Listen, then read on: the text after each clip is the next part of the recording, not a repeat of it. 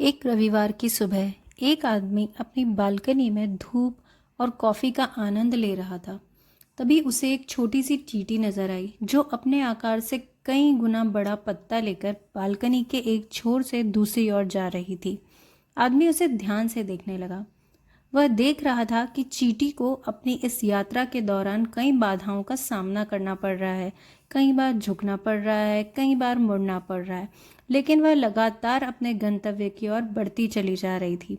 तभी उसकी राह में एक जगह फर्श पर पड़ी दरार आ गई, जो कि जाहिर है चींटी के आकार के हिसाब से बहुत बड़ी थी। वह थोड़ी देर रुकी, इधर उधर घूमने लगी। लग रहा था जैसे कोई जुगत लगा रही हो। फिर उसने पत्ते को डंडी की तरफ से छोड़कर पत्ते के किनारे पकड़ा और खींचकर दरार के ऊपर डाल दिया। पत्ता दरार के आर पार बिछ गया। उस पत्ते के ऊपर चलकर उसने दरार पार कर ली। फिर उसने पत्ते को दूसरी तरफ से उठाया और अपनी यात्रा दोबारा शुरू कर दी। आदमी चींटी की चतुराई से मोहित हो उठा। इस घटना ने उसे विस्मय में डाल दिया और उसे सृष्टि के चमत्कार पर चिंतन करने के लिए मजबूर कर दिया। थोड़ी देर बाद उस आदमी ने देखा कि चींटी एक छोटे से छेद तक पहुंची। वह फर्श का एक छोटा सा छेद उसके भूमिगत आवास का प्रवेश द्वार था।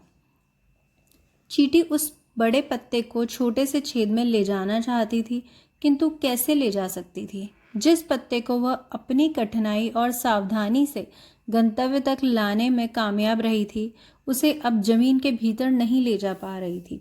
2-4 बार उस छेद से अंदर बाहर होने के बाद अंततः उसने पत्ते को वहीं छोड़ दिया और वह अपने घर चली गई। उस नन्हे प्राणी ने इस श्रम साध्य और चुनौतीपूर्ण यात्रा को शुरू करने से पहले अंत के बारे में नहीं सोचा था।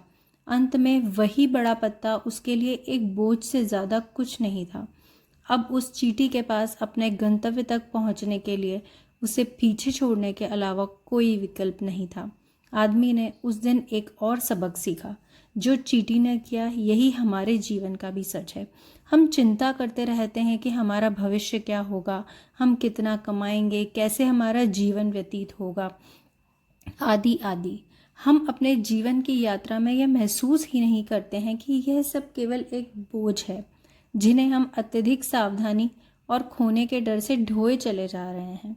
अंत में केवल यही पाते हैं कि ये सब बेकार है, हम इन्हें अपने साथ नहीं ले जा सकते, और तब हम इन्हें छोड़ने पर मजबूर हो जाते हैं।